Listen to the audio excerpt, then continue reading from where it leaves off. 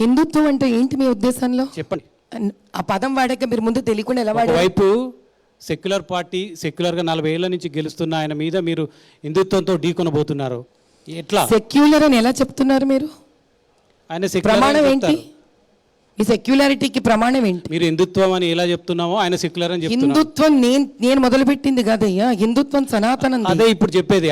Secular సనాతనం కాదు. Secular అనే పదము మీకు ఇండిపెండెన్స్ వచ్చిన తర్వాత అంబేద్కర్ రాసిన కాన్స్టిట్యూషన్లో వాడబడ్డే ఒక new English terminology.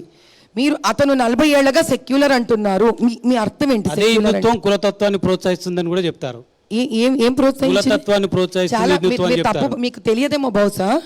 For you kind information, కులం అనే పదము ఫ్రెంచ్ వర్డ్ కాస్ట్ అనే పదం నుంచి వచ్చింది. If you can go through a book called the speaking tree, అందులో చెప్పబడుతుంది 18th సెంచరీలో భారతదేశంలో ఇంకా బ్రిటిష్ ప్రభుత్వం రాకముందు ఎప్పుడైతే ఈస్ట్ ఇండియా కంపెనీ వచ్చిందో కులం అనే పేరే లేదు మన మధ్యలో. ఫర్ యువర్ కైండ్ ఇన్ఫర్మేషన్, అప్పుడు అక్కడున్న సివిల్ సర్వెంట్స్ని వాళ్ళు పంపించారు భారతదేశానికి కనిపెట్టడానికి. ఏమని? ఎందుకు వీళ్ళలో ఇంత ఐకమత్యం ఉంది అని. సో కాల్డ్ మీరు ఈరోజు మాట్లాడే ఓబీసీలు కానీ, ఎస్సీలు కానీ, ఎస్టీలు కానీ, ఇంత ఏదైతే మనం ఈరోజు ఇన్ని విభజనలు చేశామో, they are the entrepreneurs and small scale industry individuals. వీళ్ళు ఏవైతే సంపాదనలు చేస్తున్నారో కుల వృత్తుల పేరు మీద, ఆ పేరుతోటి దేవాలయాలు, విద్యా సంస్థలు తయారైబడుతూ ఉండేవి. వీళ్ళ ద్వారానే ఒక భాగము రాజపోషణకు ఆర్థిక వ్యవస్థను అందజేస్తూ ఉండేది.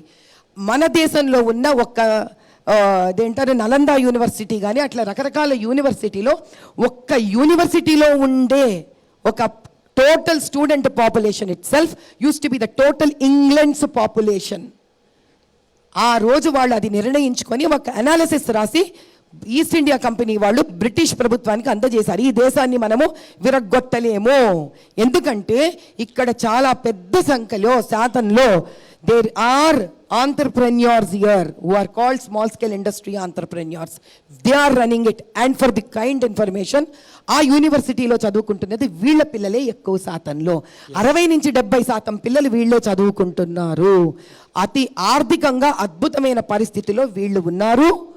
దాన్ని విరగొట్టడం ఎట్లా అనుకున్నప్పుడు మాత్రమే బ్రిటిష్ కాలంలో, బ్రిటిష్ రూల్ టైంలో ఈ ఎంటైర్ ఆంటర్ప్రెన్యూర్స్ ఎవరైతే స్మాల్ స్కేల్ ఇండస్ట్రీ వాళ్ళు ఉన్నారో వాళ్ళ వెన్నుపూసని విరగొట్టడం జరిగింది. అలా చేస్తున్న సమయంలోనే క్రిస్టియానిటీని ఇంట్రడ్యూస్ చేసుకొని, మిషనరీ స్కూల్స్ని పెట్టుకొని, మన దగ్గర రన్ అవుతున్న రెగ్యులర్ ట్రెడిషనల్ అండ్ కన్జర్వేటివ్గా ఏ విధంగా అంటే ఆల్ కైండ్ ఆఫ్ సబ్జెక్ట్స్ మనకు తెలిసిన విధి విధానంలో నేర్పించుకుంటున్న యూనివర్సిటీస్ని శిథిలం చేశారు. మన మధ్యలో లేకపోతే లేదు. There is no word called caste in this country.